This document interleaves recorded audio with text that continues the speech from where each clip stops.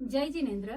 Unique महिला मंडळ पंढरपूर आयोजित #युनिकच्या हिरकण्या या कार्यक्रमात मी मोनिका शहा सगळ्यांचे मनापासून स्वागत करते. आज आपण या कार्यक्रमात आम्हा सर्वांची लाडकी मैत्रीण सौ रश्मी रोहन कोठाडिया हिच्यासोबत हितगुज करणार आहोत. रश्मीबद्दल सांगायचं तर पारोळामधून लग्न करून पंढरपूरला आल्यानंतर तिच्या बोलक्या आणि लाघवी स्वभावामुळे तिने अतिशय सहजपणे आम्हा सर्वांच्याच मनात स्वतःचे वेगळे स्थान खूप कमी वेळात निर्माण केले. अशा दांडिया लव्हर, सेल्फी प्रेमी रश्मीचं मी मनपूर्वक स्वागत करते. हाय रश्मी. जय जिनेंद्र सर्वांना. हा रश्मी, तुझ्या पारोळा ते पंढरपूर प्रवासाबद्दल तू काय सांगशील? जय जिनेंद्र. आज मला युनिकच्या हक्काच्या व्यासपीठावर व्यक्त होण्याची संधी मिळत आहे, त्यामुळे मी खूप खुश आहे. भाभी, पारोळा हे जळगाव आणि धुळे या दोन मोठ्या गावांमधील हायवेवरील एक छोटेसे गाव आहे. आम्ही जळगाव जिल्ह्यामध्ये येतो. माझ्या माहेरचे नाव रश्मी देवेंद्र जैन. गाव छोटं असल्यामुळे आणि त्यातही आपल्या जैन समाजाचा प्रभाव गावात जास्त असल्यामुळे माझं कॉलेजपर्यंतचं आयुष्य मी फक्त शाळा, घर, मंदिर अशा चाकोरीमध्ये व्यतीत केलं. मी पंढरपूर सारख्या लांब ठिकाणी लग्न करून येईन असं वाटलंही नव्हतं. माझं अरेंज मॅरेज, त्याच्यामुळे योगायोगाने मी लग्नानंतर पंढरपूरची झाले. माझे पती सी रोहन कोठाडिया, माझे सासरे राजीव कोठाडिया आणि सासूबाई अनुराधा कोठाडिया आणि मुलगा अयांश कोठाडिया असा माझा परिवार. असं म्हणतात की लग्नानंतर सर्वच महिलांचं आयुष्य बदलतं.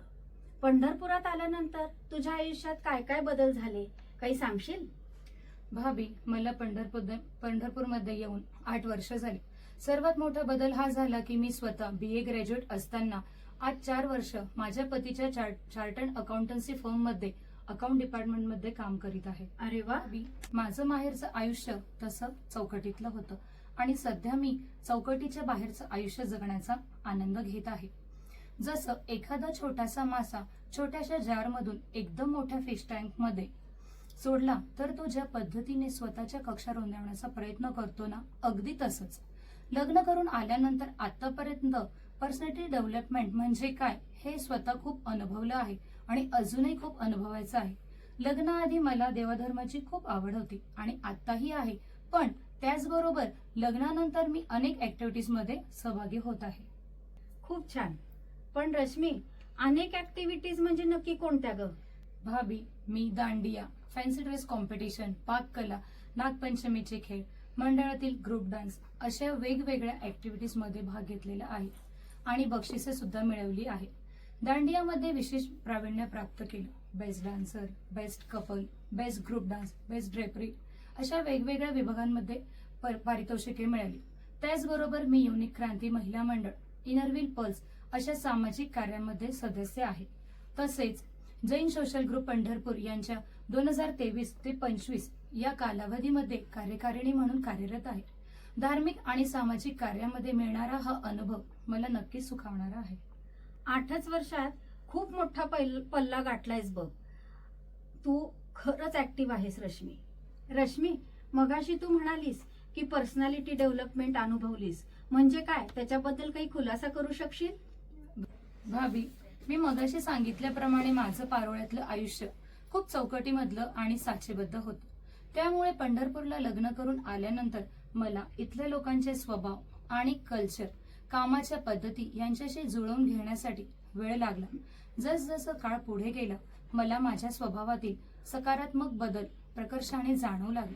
सुरुवातीला एखादी गोष्ट मनाविरुद्ध झाली किंवा एखाद्या गोष्टीचे वाईट वाटले किंवा खटकली तर मी 8 ते 10 दिवस विचार करायचे आणि स्वतःला त्रास करून घ्यायचे. पण सध्या स्थितीला एखाद्या गोष्टीवर मी 15 मिनिटापेक्षा जास्त विचार न करता सहजपणे मूव्ह ऑन करू शकते. हा बदल माझ्यासाठी खूप सकारात्मक आहे. छान आहे रश्मी, तुझी सकारात्मकता मला नेहमीच आवडते. खूपच मार्मिक उत्तर दिलंस रश्मी. खरंच प्रत्येकाने हा बदल स्वतःमध्ये केला तर अनेक मानसिक त्रासातून सुटका होण्यास मदत होईल. रश्मी, तुझ्या सासरबद्दल काही सांग आणि जाता जाता तुझ्या मैत्रिणींसाठी काही 2 शब्द सांगशीलच ना? भाभी, माझ्या कलागुणांना वाव देण्यासाठी पंढरपूर सारखे व्यासपीठ परिपूर्ण वापरण्यासाठी आणि माझ्या सासरच्या वातावरणातील चौकट मोडून स्वतःचे अस्तित्व सिद्ध करण्यासाठी मला कायम सासरच्या लोकांकडून सपोर्ट मिळत गेला. या सपोर्टमुळे मी अनेक सामाजिक संस्थांमध्ये, धार्मिक संस्थांमध्ये सहभाग नोंदवला आणि खूप कमी कालावधीमध्ये मला खूप छान मैत्रिणी भेटल्या. खरंच मला या गावाने आणि माझ्या सासरच्यांनी भरभरून दिले आहे, त्याबद्दल मी ऋणी आहे असं म्हणून या सर्वांना परक करणार नाही. उलट मी या सर्वांना जपेन आणि माझ्यामध्ये कायमच एक सकारात्मक दृष्टिकोन ठेवण्याचा प्रयत्न करेन. जाता जाता मैत्रिणींना एकच सांगेन की कोणत्याही नात्यात अपेक्षा नसावी आणि जर असेलच तर ती योग्य पद्धतीने समोरच्यापर्यंत पोहोचावी, तरच अपेक्षा भंगाला सामोरे जावे लागणार नाही. आणि बहुतेकच हे कोणत्याही यशस्वी नात्याचे मूळ आहे. I really love you my friends. वा रश्मी, साचेबद्ध राहणीमानातून वेगळ्या विश्वात येऊन एवढ्या कमी वेळात एवढी प्रगती करणं म्हणजे कौतुकास्पदच. जसं विमान रनवेवर हळूहळू वेग घेत उंच भरारी घेतं, तशी तूही उंच भरारी घ्यावी ही मनोकामना मी व्यक्त करते. तुझ्या पुढील वाटचालीसाठी खूप खूप शुभेच्छा.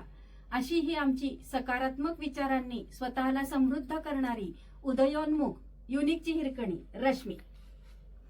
अशाच नवनवीन #युनिकच्या हिरकणींची ओळख जाणून घेण्यासाठी आमच्या युनिकच्या युट्यूब चॅनलला लाईक आणि सबस्क्राईब करा आणि हो, बेल आयकॉनवरती क्लिक करायला विसरू नका. धन्यवाद.